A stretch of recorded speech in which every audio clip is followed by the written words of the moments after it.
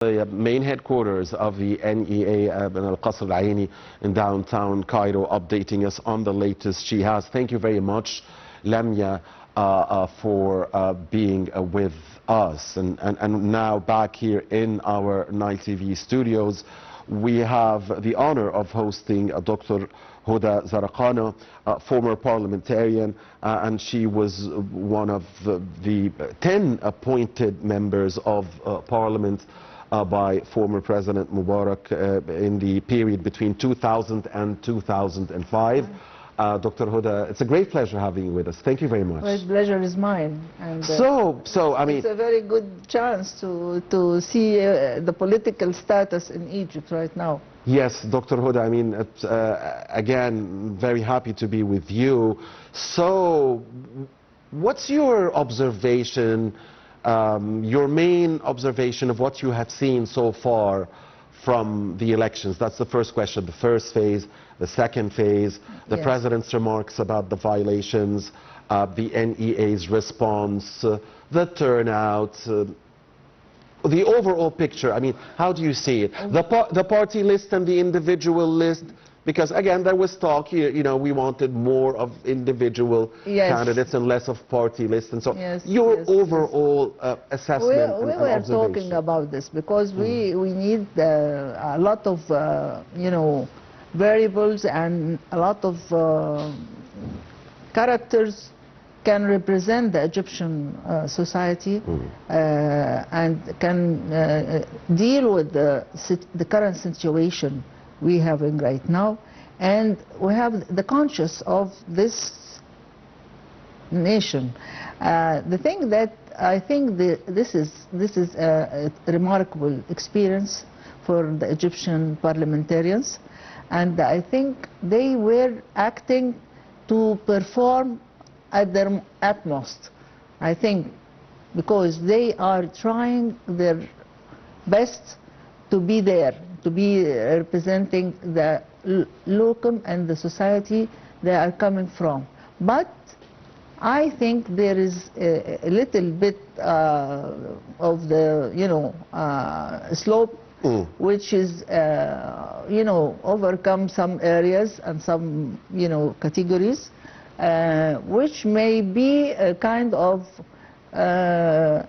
less awareness of this status we are fighting in right now.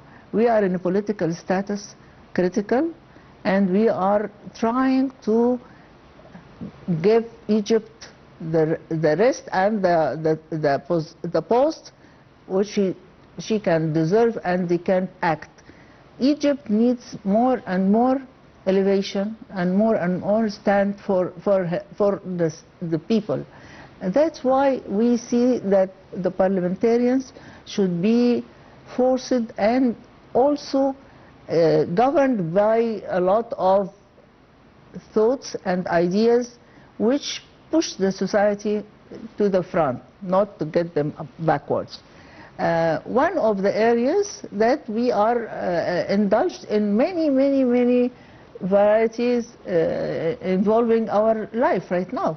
Challenges, many challenges. A lot of challenges. I mean, local and regional. Regional. Yeah. So that's why we can see that we have to be guarded with parliamentarians with a lot of vision and a lot of readings and a lot of exposure to the outside world and to the inside of this country, because this country needs a lot of care and a lot of love to work it and to work it honestly.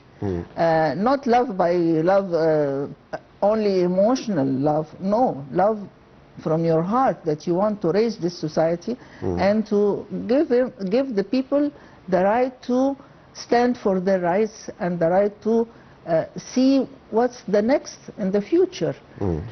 We don't have to stay there and say, okay, everything is fine and everything is nice. No, we have to be more conscious and more alert to the currents around the world. And this is one of the areas that we have to not only see that this is a status which can leave us in peace. We have to be very cautious and very cultured and see what around us from currents everywhere. And maybe I'm not overestimating, but I can see a lot of people are ready to go and ready to see what's there.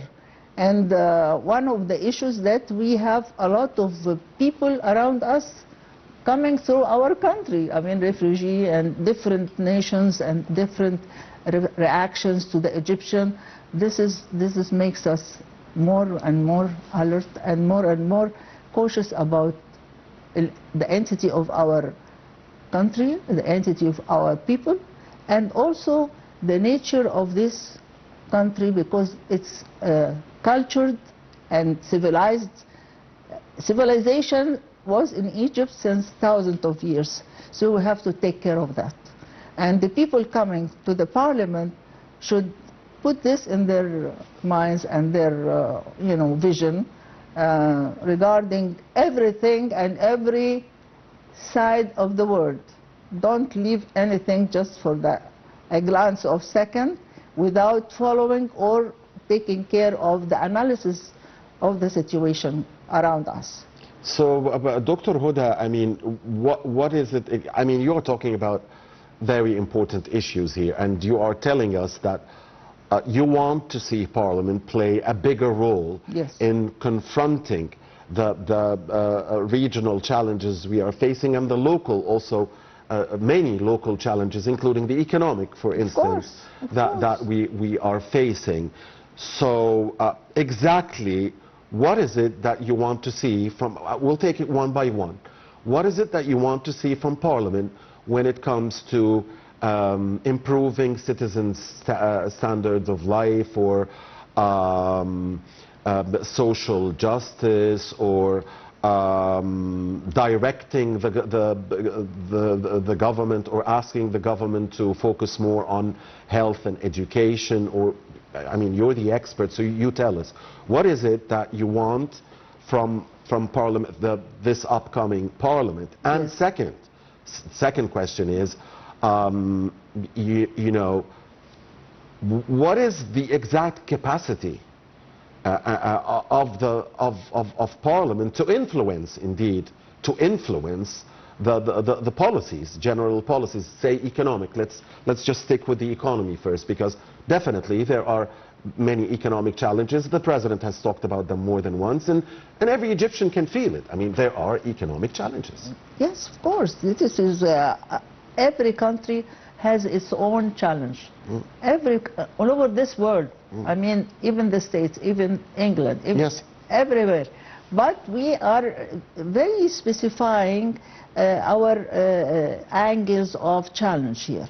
We have to localize and focus on what are the coming currents. This is the issue. How we face currents around us, and how we update people, our people, about it, and how to educate even the young generations how to present themselves to their country, not to be I mean, just naive or taking everything in love and passion. We love this country. We have to work for it, and we have to do our best to present the best of us, to act in this country, and to be caring for our education, our vision, our culture, and also the areas of the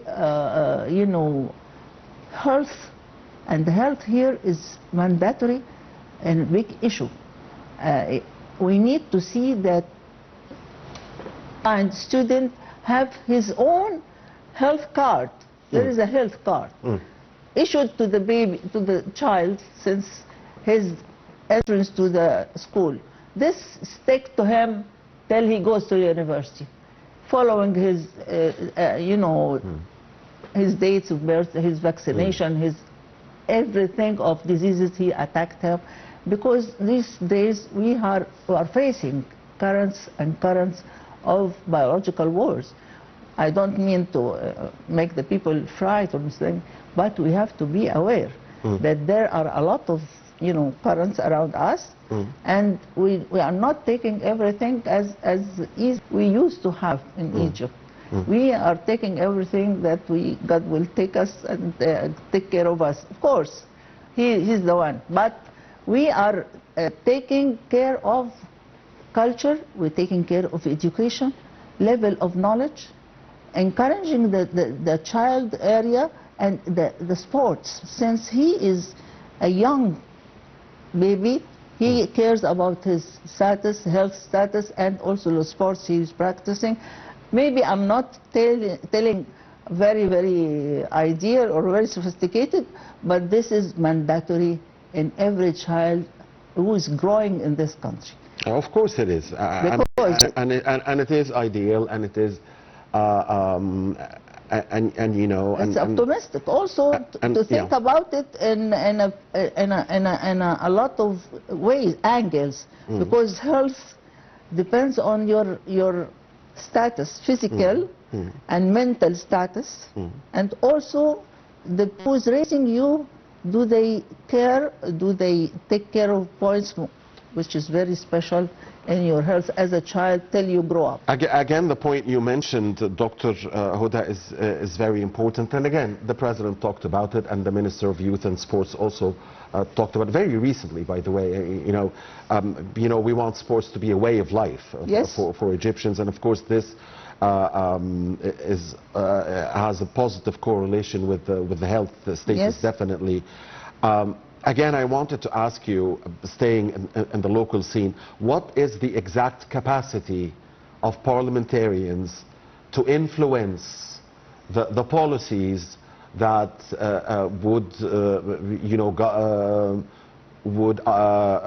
affect Egyptians' daily lives? And again, I'm speaking about the economic policies. What is the capacity? Well, as a matter of fact, each parliamentarian is concerned about his area, he's committed to a region. To the people who elected him? Yes, or her. And the people who ask him to represent them.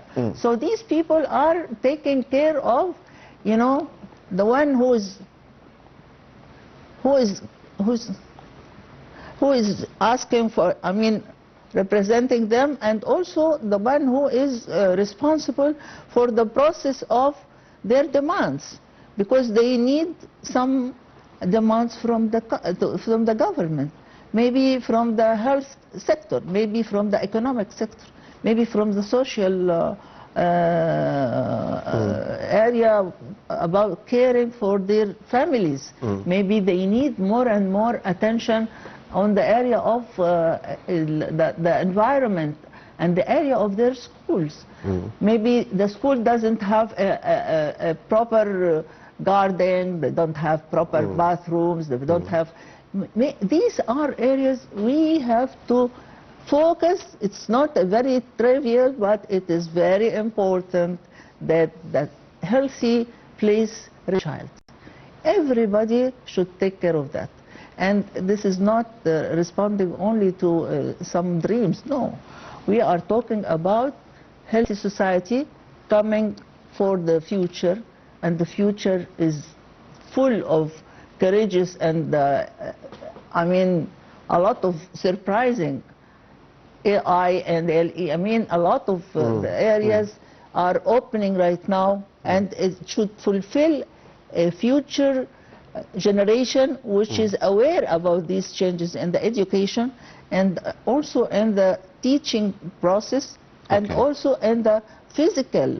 He physically should be ready for that. Okay. Allow us, Dr. Hoda, and dear viewers, to take with us Nile TV's Nermeen Abdulrahman from the Dakhliya Governorate to update us on the latest she has in the electoral process, there in the Dakhliya, one of the 13 governorates where voting is taking place in the second phase of the parliamentary elections. Nermeen, good evening. Thank you for joining us. Thank you very much, Mohammed. A very good evening to you and to your prominent guests. Thank you, Nermeen. So where exactly are you in the Qahliya? I understand that earlier today you were in Damietta as well. So please tell us about your tour and what you have seen in the first day of voting here at home in the second phase, Nermeen. Yes, Mohammed, right you are. I was moving between El Qahliya and Damietta. You know, only 60 kilometers separate both. And by the way, they were all one province in the 50s, until the 50s of the last century. But let's remind our viewers first with some statistics regarding the two governorates. Yes. It is one of the biggest governorates in Egypt, as we do have 4,708,301 eligible votes are distributed on 10 constituencies. 657 polling centers were prepared to receive the voters, including 795 subcommittees. Well, here in the Qahliya, there is a marathon. There is such a fierce competition among 288 candidates competing on 38 seats, 17 for the lists and 21 for the individuals. And Major General Tariq Marzouk, the governor was very much keen to tour a number of polling stations all over the province to make sure that all the preparations on the ground were already taken, all the measures are for the best interest of the voter, to make the voting process easy, taking only a few minutes, and as usual, above all, sure that all the employees are very much well trained to deal with people with special needs or people with determination, whom there was such a large number of them keen to go and to cast their ballot in the first day of the second phase of our House of Representative elections. Yes. Going to Damietta, and we're going to turn back to El Qahliya once again. Damietta is a little bit smaller, if I can say, one of the provinces or the governorates only having 1,550,000 voters. So relatively compared to other governorates like the Qahliya, like Sharqiya, like Al Gharbiya, it's a little bit smaller, only two constituencies, and they were all located in one school. It's the military school in Damietta. You know, Damietta, for me, it was all the time an amazing city where all people are working. Here, it doesn't make a difference what is the age category. So we were not expecting a heavy turnout in the early hours because it's a working day, as you know. So the heavy turnout started after the break, which took place, of course, in both governorates and yes, from 3 to 4 p.m. And I had the opportunity to speak with the judges or counselors who were responsible for the polling centers, whether here or there, and they all agreed that everything is going smooth, regular, and they were also commending and really extending their thanks to both the security forces because they interfere on the spot whenever there is a need of that, and also to the employees who were very much well trained. And you know, now we do have accumulated experience to lead such constitutional process in a better way, a process after the other, or elections after the other. Yes, Nermeen, I was going to ask you indeed to compare for us, because if I remember correctly, you were in Beni Suef in the first phase of the elections of the parliament 2 weeks ago. So have you spotted any differences between the process, say, in the Qahliya and Damietta compared to Beni Suef? Anything regarding the turnout, anything regarding the security presence, the judicial supervision, the breaches or the absence of them? Any differences that you spotted? First, thank you very much for that question. Thank you. Because I myself had this comparison deep inside, because in Bani Suef it was the very first time for me to go to a village. You know, we were covering from Bolivia. It's a village near Bani Suef, the capital of the province, about 20 or 25 kilometers far from the capital or the city. So it was such a chance for me to witness myself, not only the turnout, even the behavior, the awareness of the people, the will to go and to share. And here, I should really say that there are situations, Muhammad, where you feel that you should be proud of being Egyptian, because political awareness, of course, it's something great. But when you see yourself that this political I'm not going to say has nothing to do with education, but when you see also very simple people, whatever is their age category, whatever is their level of education, but only knowing that their vote or that their participation is going to have a share in forming the future of the coming generations, and only because of that they are going to choose and to ask and to try accurately to know what is the program of this on that.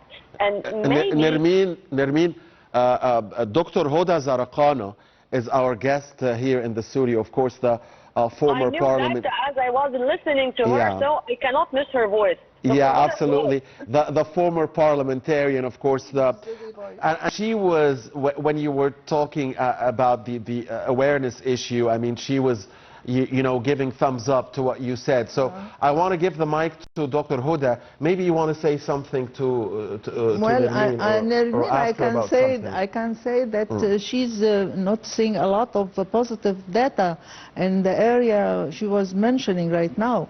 And it makes me happy that the people are aware and they are sharing interest, as she mentioned, in education and in a lot of variation and a lot of changes in the society right now, and we need to encourage that side, because the future, we cannot drop our eyes or throw our face away. This is area should be encouraged, and I salute her for her notes and her also positive mentioning. She is encouraging the same way, because I'm very happy with her. Nermeen? Thank you very much, Dr. Hoda, and thank you, Muhammad. And this is exactly what I've seen. I'm just conveying the message from them to you and to the world, because this is the image of Egypt. But by the way, this does not mean that life is rosy. Today, for example, there were some very few people who wanted to go and to break the electoral silence and to chant for a specific candidate in the in one of the schools where, and you know what was really great, that in no time the security personnel interfered in a very respectable manner, just to take them out of the scene and to give the space to the voters to go and to cast their vote without any interruption, and to let them know that here there are laws, and with all respect to you as an Egyptian citizen, you are allowed to break the law. And this is exactly what we wanted to see ourselves and to witness ourselves. If anyone wanna, spread chaos to be the reason behind an uncivilized scene, he is not going to be permitted to do so, with full respect to his rights as an Egyptian citizen. And this was exactly the scene which I witnessed today. And by the way, if you permit me, Muhammad, and of course, if you go permit ahead. me, Dr. Hoda, today there was another side of the coin which was shown by Major General Tariq Marzouk, the governor of Al-Baqahliya. In fact, he affirmed that combating encroachment on agricultural land and removing violations at their earliest stage is one of the key priorities, emphasizing that some of the violators were trying to seize the opportunity of the elections and of the state and security personnel being that much busy with securing the electoral process and to do what they had in mind. He was very much sharp and in the strongest terms.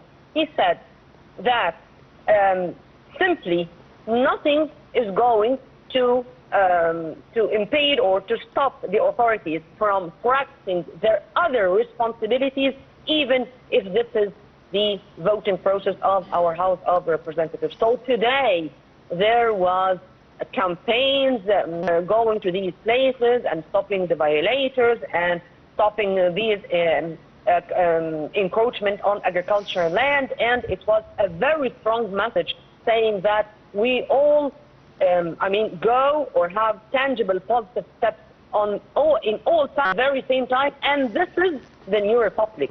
This is Egypt 2030. So this was another side of the coin which I was really happy to witness myself.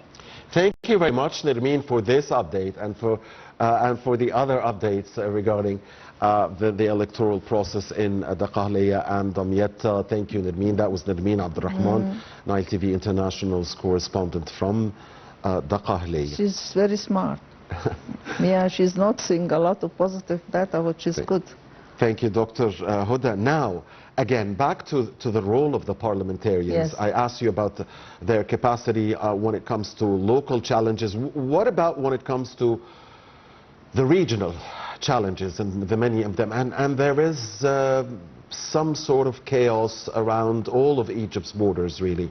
You know, east, south, west, with the exception of the north. Of course. So, yeah. So, the capacity of and the role of the parliamentarians when it comes to these challenges.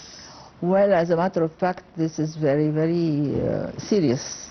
And I think, the government and the people concerned are taking care of everything, of course, but the parliamentarians need to be extremely alert and study each angle in their governorate and see what were the weak points that makes a lot of people around, invading and sloping into the areas and affecting the society. Very important that any foreigner or any, coming for business or something like that, any person, we should follow him and see the content of his ideas and also the approach he's approaching people. And this is very important because we won't let anybody affect our society or our thoughts or our, traditions or our even religious matter. This is the second time, Dr. Hoda, that you are talking here again about the millions of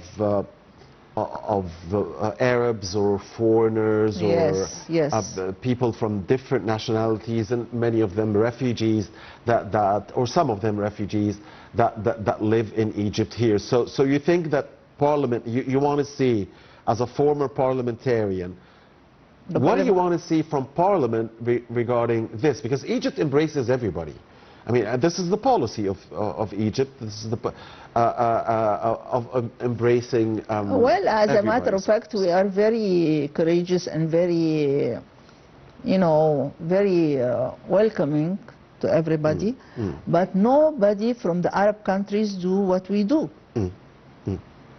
We understand, of course, that the presence of many.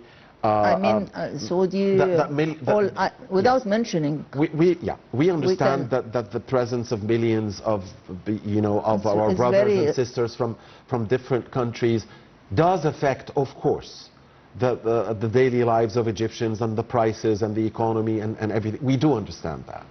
But at the same time, some of them, or a good portion of them, come with their money and invest and also do good. But you have to consider that the investment comes to their pocket first. Okay. Because they pick a land and make buildings, and who's buying this? So what is it that you want to see from Parliament regarding this issue? Examining what kind of investment we are talking about, and who are the beneficiary from this investment. Not only making buildings and then sell it to Egyptian and get the money from the Egyptian. And he's getting the money. He's coming and getting the money. Okay. Nobody said, don't take that money. No. Maybe he said the land is there, but we say it doesn't belong. But we need that the investment should be shared by Egyptian and any investor. Right. And sharing means that you make a benefit and the other side will make a benefit. Any investment on Egyptian lands must benefit Egyptians first and foremost. And others. But it must benefit Egyptians. Yes. And the other point that we noticed that in the past there were a lot of, Greeks and all that stuff and Italians. They lived and make shops and make all that stuff.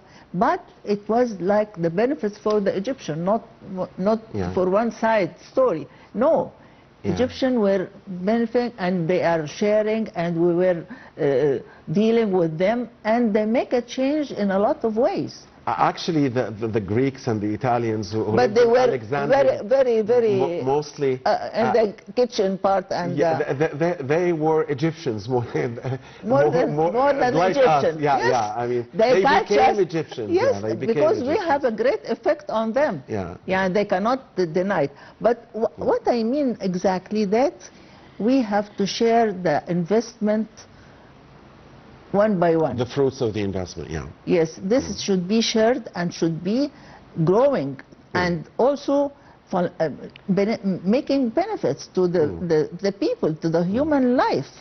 I can see people happy with a lot of different nations. It's okay, no problem. But we don't need that everybody can make a sector here and say this belongs to so and so, and nobody touched this area. No, we don't like that. And I think this will be coming soon. I don't know if it's talking a little bit. I think you're entitled to your opinion, Dr. Hoda. Yes, I mean this is my opinion. Yeah, I mean, and we respect that. And also, Mr. President, and each and every guest here is entitled to her and his own opinion. I adore and respect that. I respect for your opinion. I respect also the vision that we are sharing a lot of issues with other countries, which can make it processing to the future in a very successful way. I mean, we accept German who are coming here for education, or for factory building, or for medical funds, or for medical production, or for a medical treatment, and we share it and we benefit of it. So we have to make everything in the investment area sharing, not win-win. Win-win situation.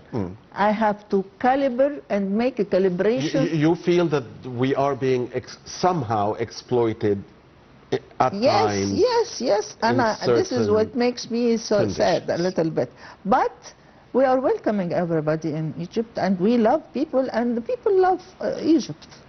I cannot say no. But the thing that also we have to guard against foreign interference in our traditions. There is a rise in the drugs, there is a rise of items, sloping or mean here. I'm sorry to say, but we have to warn. And you think Parliament can have a role in this, or in because he's the one responsible for the people here. I'm representing this, this area. And I should know everything about their habits, their tradition, what they are used to, who is paying, who is selling, who is, a lot of issues he should be aware and should take care of. Because after all, Parliament is the body tasked with legislation. Of course, and he can influence in the sessions. Also, he can do a lot of interfering and also changing in the rules and laws which govern the whole thing. So a lot of care will be taken care by these parliamentarians who are waiting for a lot of challenge. Yes. Any legislation you want to see when it comes to the economy? Economy is very mandatory, and we have to share the economical value of the recent evolution in the industry. We are talking about a lot of areas which has to be motivated in Egypt. Areas of AI. I mean, this is a very important area which makes the people happy. They have education in this angle, and we know how to deal with it. And the companies coming to Egypt are coming, encouraging this direction. This means that will not let go the people who should work instead of the AI process or that stuff. They will leave their jobs and they go to sleep at home. No, this makes them producing more work and more ideas, which is very important to the development of this society. We have a lot of fortune in our land, which need people educated, alert, and very cultured to know and how to use their fortune. Not to let the people from outside governing everything. No. Absolutely. This is the thing. We have to share it, and we have to focus on these areas, which is very important. And I think Mr. President is very, very alert about certain areas, which is will come soon and will be exposed, and I think he will do a lot. Well, Dr. Hoda, President Sisi on Monday cast his ballot in the second phase of the House of Representatives elections. Sisi voted at the Mustafa Yusri Amira School district of Heliopolis. The First Lady also cast her ballot in the second phase of the elections, and First Lady Mrs. Intisar Sisi voted at Al-Shahid Al-Batal Mustafa Yusri Amira polling station. Of course, they won't let her away. In Heliopolis, also the House of Representatives Speaker Councillor Hanafi Gibali cast his ballot today, and senior state officials and top religious figures also cast their ballots on Monday in the second phase of the House of Representatives election. Also the Mufti of the, we said the top religious figures. He should be there. Yeah, the Mufti was there, the Pope was there, the Patriarch of St. Mark's, Pope Tawadros II, and also the Chief of the National Media Authority, Dr. Al-Mislimani, also cast his ballot earlier today. Dr. Hoda, how do you see the second phase of the elections evolving, especially after the President's remarks in the first phase, when he said that, you know, and he was talking and he was talking to Egyptians in general, that if there is a sense or a feeling that this vote does not represent the true will of Egyptians, then he wouldn't even mind that the entire process would be cancelled, because he wants to make sure that the process clearly reflects the will of Egyptians. The people. Yes, I can see that. I go for him 100%, of course. And this is a very positive attitude from the President himself, because he seeks wisely the happiness and the stability of the society. He doesn't look for any unbalanced or unwaved areas because they feel that they are not represented properly by these people. No, they have to speak the truth and express themselves. And that's, I respect our President at this area, because he always say that, I mentioned that he is going to support the people when they change their ideas about the elected, or the voters, and the voters should be honest about their will and their needs. What do you need? You need this or that. You have to express your requirements of your life, because sometimes there are drops, sometimes there are people who are not extending the truth to the presidential area. That's why we have to be courageous enough to express ourselves and also talk to the people representing us, because they are responsible to deliver our areas and our ideas and our wishes. We need so and so, we seek that and see how we can solve it. Maybe parliamentarians can share in solving a lot of problems, and I think our president is willing to accept and see what are the people looking for, and think he's seeking the happiness of this society and people. Also, Dr. Hoda, the National Council for Human Rights, the NCHR, issued a statement earlier on Monday with the chairman of the council, Mahmoud Karim, saying that the council is monitoring the elections with complete neutrality and objectivity, and stressing that free and fair voting is essential to political democratic practice. So the NCHR head saying fair voting is the pillar of political rights. So we need to see fair voting. Of course, yeah, this is very one and one equal ABC. two. It's an ABC process, and this is very good to come from this council, because at this moment, this makes the people feel okay. Yeah, they feel comfortable, even if they don't practice this right now. But they know there is a door open for them. If they want to practice it later, they can do. So that's why I mean that President Sisi always have a sense of people emotions and people areas who are interested in. That's why I can see that if we talk to him or we express our ideas and our needs, even to the people in the parliament, and if they don't respond, we can come to the president.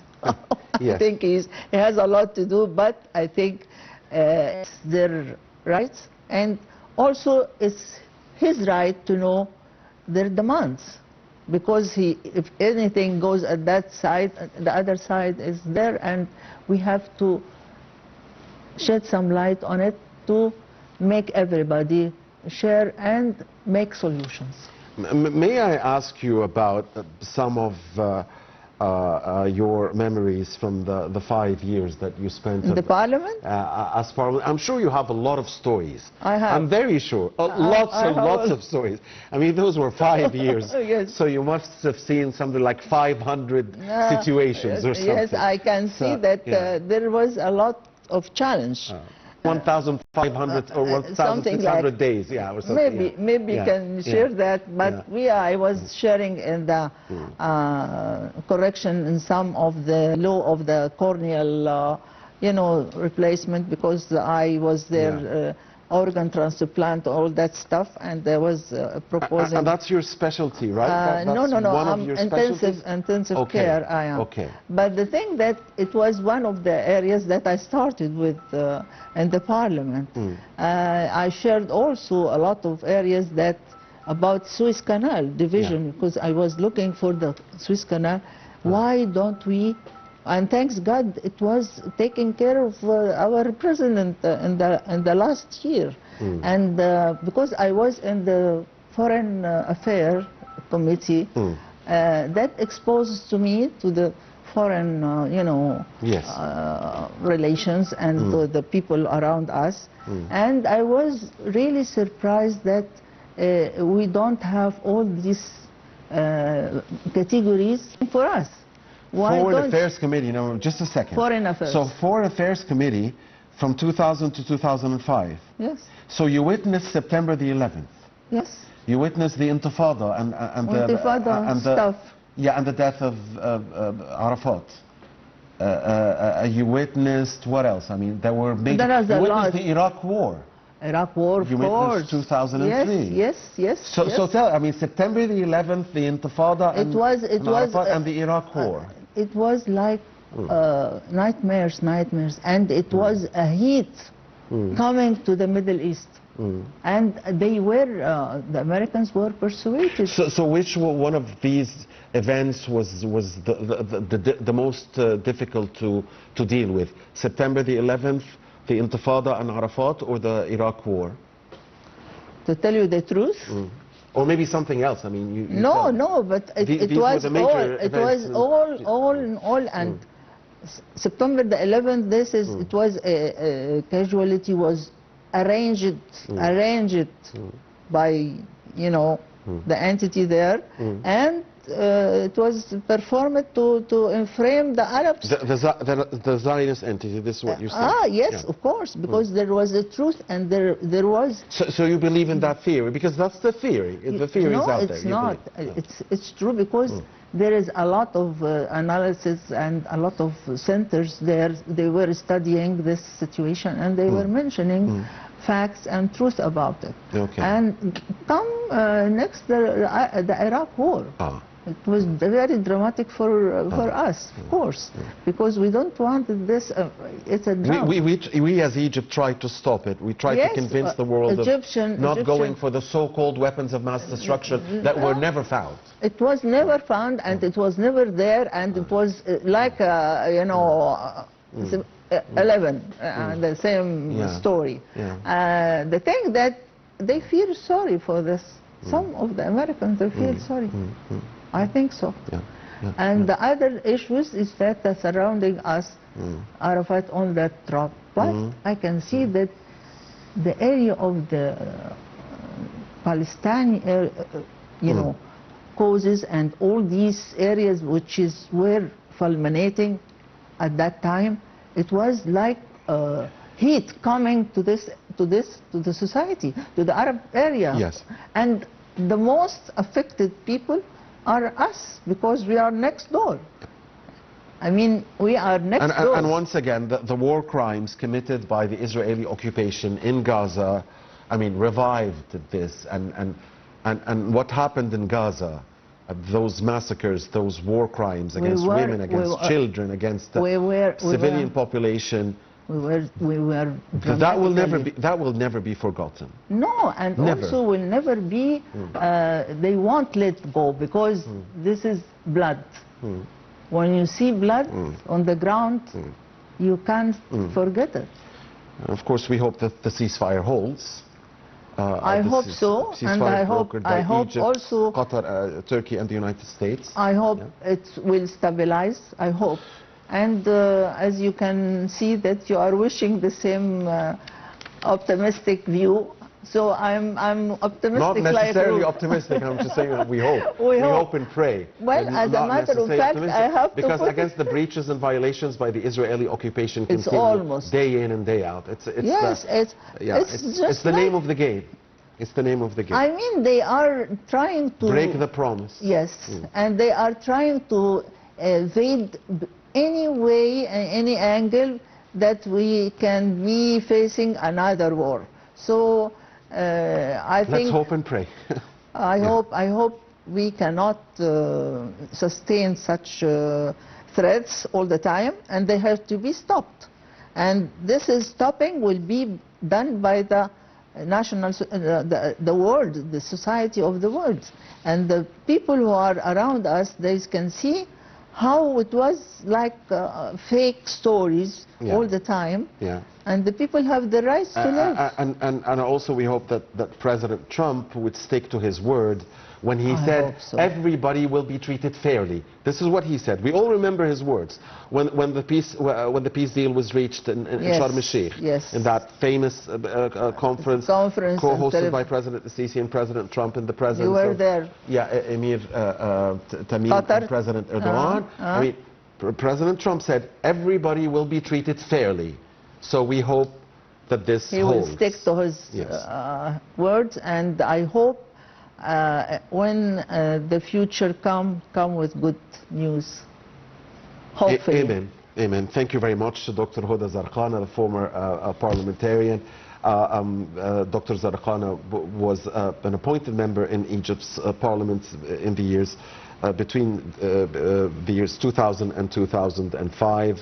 It's always a great pleasure to have you with us, Dr. Well, Hoda. pleasure is mine. I'm you. honored, and I'm very happy to be at this event with you.